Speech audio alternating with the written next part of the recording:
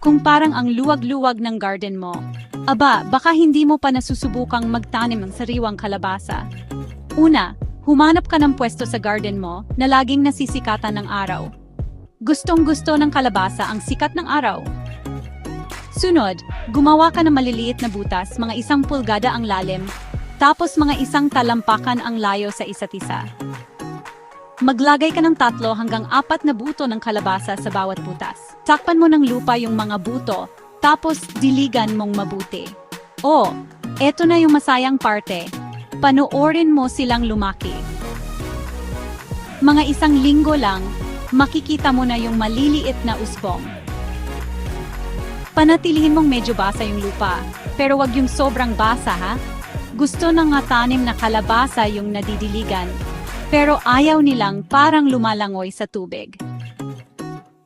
Kapag mga 2 talampakan na ang taas ng mga halaman, kailangan mo nang magbawas. Itira mo lang yung pinakamalakas na halaman sa bawat pwesto para siguradong lalaki sila ng malusog at matibay. At huwag mong kalimutan na suportahan sila ng balag o tulos kung nagsisimula na silang gumapang ng husto. Mabilis lang, makakapag-ani ka na ng sarili mong sariwa at masarap na kalabasa. Happy gardening!